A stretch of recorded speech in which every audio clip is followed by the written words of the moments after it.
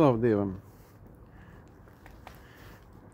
Un tagad es gribu runāt par veselību, par miršanu, par iespēju dzīvot un par sapņiem. Kāds tam visam sakars, es lasīšu no Ījaba grāmatas 3. nodaļas. Jo Dievs runā viena reize un vēl otra reize, bet to neliek vērā. Sapnī caur nakts parādīšanām, kad ciets miegs cilvēkiem uzkrīt, kad tie guļ savā gultā. Tad viņš atdara cilvēku ausi un apzieģelē, ko viņš tiem grib mācīt, lai cilvēku novērš no nedarba un pasargā vīru no lepnības. Tad Dievs ar katru cilvēku, ar kristiešiem, ar nekristiešiem, viņš runā dažādā veidā. Un viņš ir sapņi, kas ir vienkārši, kā jau teicu, no pārpūles vai no dažādām domām, un ir tādi sapņi, kas atcerās uz ilgu laiku, var atcerēties, un ir dažādi sapņi. Un sapņus vispār analizē pēc Dievvvārda, pēc Bībeles. Un tāpēc, lai novērstu no nedarba, no grēka un pasargā vīru no lepnības, lai izglābi viņa dvēseli no kapa un viņa dzīvību, ka nekrīt caur zobenu. Tad Dievs var paglābt no briesmām, ja kaut kur draud, piemēram, aviokatastrofa vai autokatastrofa, vai kāds grib uzbrukt, dažādi. Viņš to arī pārmāca ar sāpēm gultā un lauž visus viņa kaulus. Un arī, ja cilvēks ir spītīgs, ka var uznākt ļoti liels sāpes, kad cilvēks pilnīgi, tā arī ir Dieva tiesa. Tā, ka viņa sirds neņem pretī maizi, nedz viņa dvēsele kādu gardumu. Viņa miesa nodilst, ka no tās nekā vairs neredz, un kauli nāk ārā, kas nebija redzami. Tas ir tā kā vēzis vai dilonis.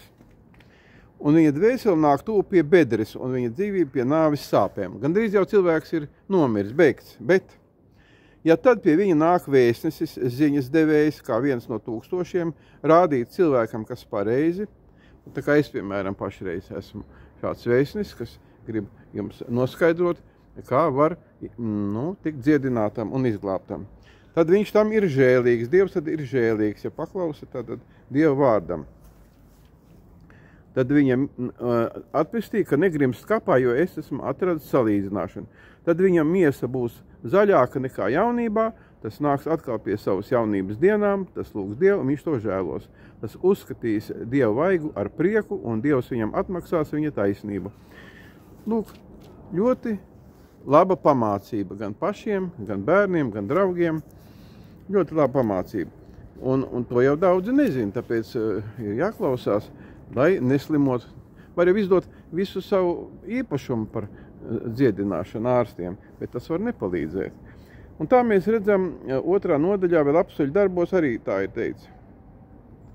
Un Dievs saka, notiks beidzamās dienās, un es izliešu no sava gara, no svētā gara uz visu miesu, un jūsu dēli un jūsu meitas sludinās nākamas lietas, un jūsu jaunekļi redzēs parādīšanas, un jūsu vecai sapņos sapņus.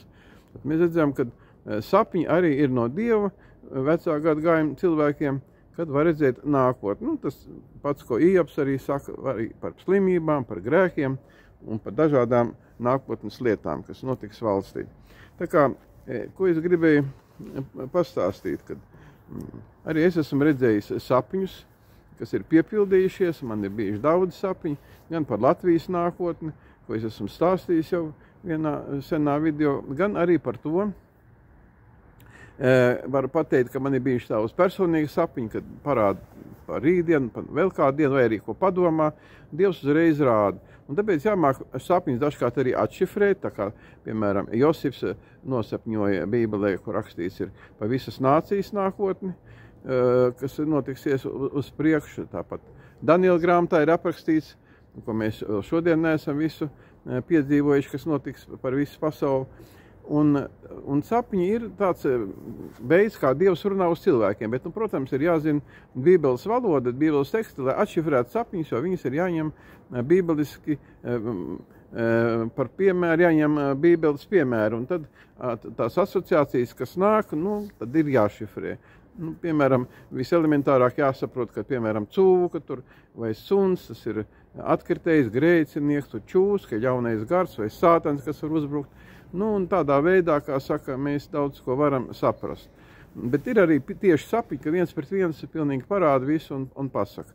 Tas jau nenozīmē, ka ja Dievs rāda sapni, ka tas cilvēks izglābsies, jo ir jāievēro vispārējie nosacījumi. Tas nenozīmē, ka daudz domā, kad viņiem tagad rāda sapņus un parādības Dievs, kad viņi jau ir svēti. Nē, tas ir nozīmē, lai brīdinātu. Arī jāzina, tas jāsaprot, ja Dievs rāda tādas briesmīgas sapņus uz priekšdienām, vai nu pa pašu cilvēku vai pa valsti, tas jau nenozīmē, ka tas notiksies. Ja cilvēks nožēlos grēkus, valsts nožēlos grēkus, tad tas tiks atcelts. Dievs to brīdina.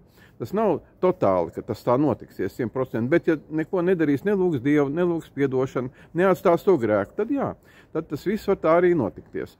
Un tāpēc, dargie, es jums gribu pateikt, kad esiet ļoti gudri, kad ja jums rāda sapņus un par visām lietām, problēmām var lūgt Dievam, lai parāda sapņus, un tad ir jāievēro, jāpieraksta un jāizlabojas, tāpēc, kad sapnis nav tā patās, kā tur Bībelē grāmatā es nu pat lasīju, ka neņem galvā, neņem vērā. Man šodien ir labi, viss ir kārtībā. Tā kā redziet, arī vēzis ir ļoti labi dziedināms, un bieži sievietēm, pat sieviešu līmenī, ir tādi vēži, kad viņas ir abortus, piemēram, taisījuši. Un lai varētu nožēlot grēkus, mums ir jāievēro visi nosacījumi, kas ir Bībelē rakstīti jaunajā derībā.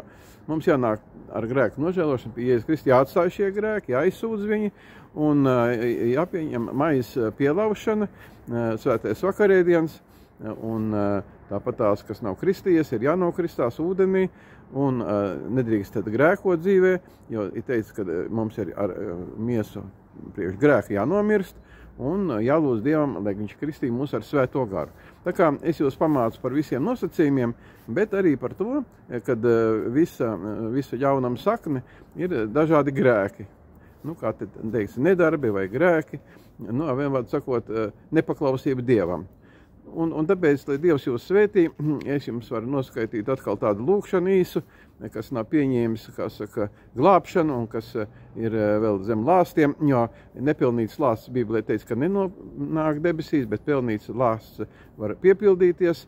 Un tāpēc, ja jūs kādi esiet lādējis, jums arī jāpiedod, kā teica mūsu Tēvs debesīs, piedot mums, kā mēs arī saviem parādniekiem piedodam.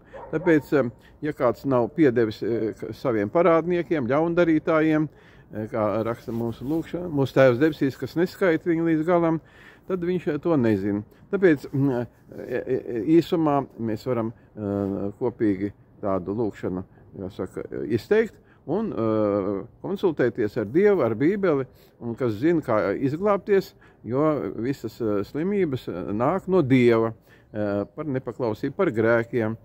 Un arī, protams, dažkārt ir nepareiz diēta cilvēkiem un vieglprātīga attieksme pret savu veselību.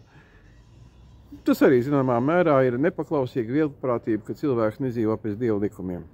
Un tā mēs varam lūgties.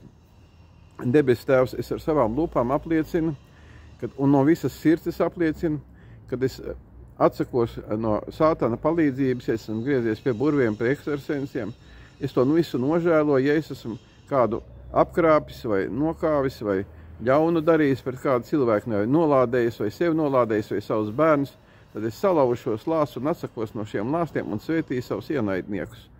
Un mūsu kunga Jēzus Kristus vārdā es atsakos no visādām pretenzijām pret saviem parādniekiem, atdod tev visu tavās rokās, ja kāds man kaut ko ir nodarījis, es negribu nevienu tiesāt, nesodīt, bet es nododu tavās rokās, tu pats tiec ar visu galā, jo rakstīs netiesājiet nevienu, ka tu esi tiesnesis, teici, kad jūs netiesāsiet, tad paši netiksiet tiesāt, un tā es šodien deklarēju, kad es atsakos no visādām tiesām, es visiem piedodu un visus savus ienaidniekus sveitīju, bet tu, kungs, pats tiec galā, jo tu esi tēvs visiem.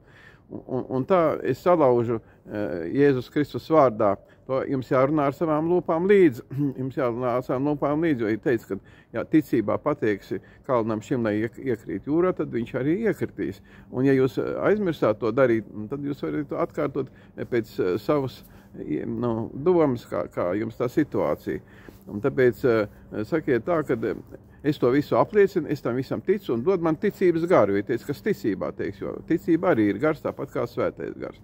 Un esiet svētīti, dārgie, šodien, šī brīdī, un arī, lai ir svētīti jūsu bērni un visi jūsu darba, un es salaužu Jēzus Kristus vārdā visus lāsus, kas pret mums un pret jums ir raidīti pret mūsu valsts, lai viņi tiek salauzti, lai nāk gudrība valdniekiem un vadītājiem, lai viņi nepakļaujās dažādiem starptautiskiem aferistiem vai burviem vai ekstrasensiem, un kad viņi ir brīvi, ka viņi var kalpot svētai tautai šeit Latvijā, un ka visi šie iedzīvotāji, kas te Latvijā, lai viņi ir svētīti, un lai viņi nav demonizēti, lai viņi neiet pie burviem, pie ekstrasensiem, un lai viņi nožēlo grēkus.